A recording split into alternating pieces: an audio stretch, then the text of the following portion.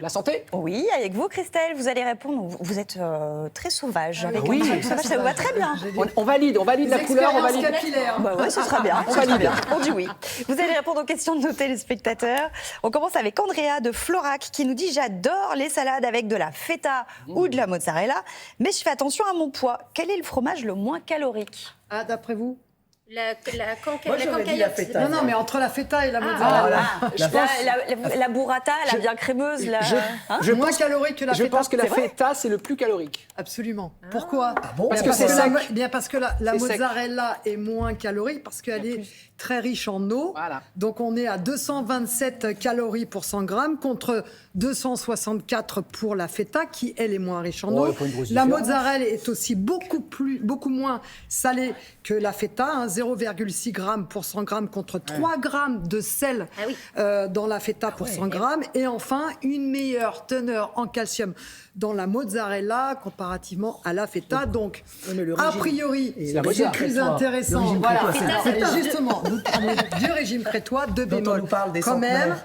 on mange en général beaucoup plus de mozzarella que de feta. Vous savez, maintenant, il y a la grosse mozzarella et 3 genre de morceaux burrata, de c'est ça, tomates. Moi, je mange la boule entière de burrata. Voilà, c'est ça. Ah, oui. Donc, voilà, alors que la feta, on quand même en limite. Et il faut rappeler que la mozzarella, c'est du lait de vache, alors que la feta, c'est du lait de Brebis. et que dans le lait de vache, eh bien, on retrouve plus d'oméga 6, des omégas qui ont plutôt tendance à favoriser l'inflammation et la prise de poids, alors que dans le lait de brebis, on trouve des oméga 3, les fameux oméga 3 qui sont plutôt protecteurs pour la Du coup, j'ai santé. pas rien compris. On fait Donc, quoi on mange alors? les deux? C'est la feta le mieux. Mais tout n'est pas qu'une question de mange rien. calories. Tout n'est pas qu'une question de calories. On peut avoir un peu plus de calories dans la feta, mais elle peut être aussi plus intéressante pour la santé. Voilà, donc D'accord. faites-vous plaisir, mais avec modération, parce que c'est quand même des calories. Il vaut mieux manger plus les Ouais, tomates mais c'est bon. que la mozzarella. Allez, on reste dans l'actu à chaque Tour de France. Oh là, rabâche. Oh là là. C'est vrai, elle casse l'ambiance.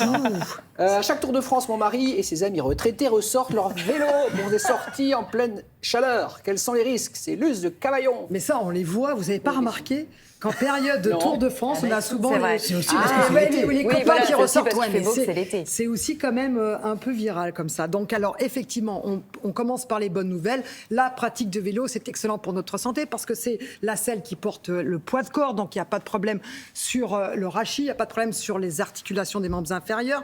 C'est un excellent travail pour le cœur. Ça limite les maladies chroniques, maladies cardiovasculaires, diabète, obésité, cancer et maladies neurodégénératives. Oui, mais si votre mari n'en fait jamais dans l'année et ne fait jamais de sport dans l'année et prend son vélo au moment du Tour de France, À là, 14h tout sous est- le cagnard. Et là, Non, tout mais là, est inversé. là, non. Direct, En fait, il l'école des Pyrénées, augmente, oui, c'est dangereux. il augmente les risques d'accidents cardiaques aigus. Donc, il ne faut pas en faire dans ces conditions.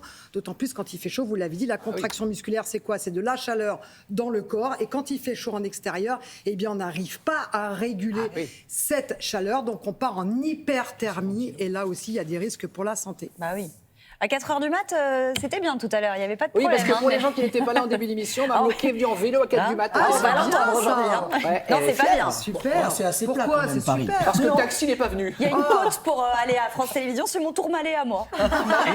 C'est assez limité quand même. Hein. Non, mais c'est un bon début. Mais c'est un bon début. On termine avec une bonne nouvelle qui concerne les influenceurs qui se prennent pour des médecins.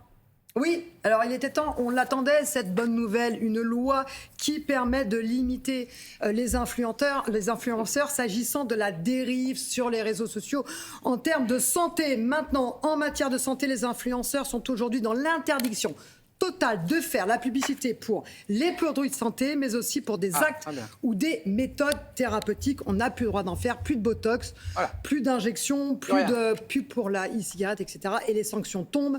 C'est vraiment maintenant compliqué pour eux parce qu'ils peuvent aller en prison et payer jusqu'à 300 000 € d'amende. Merci.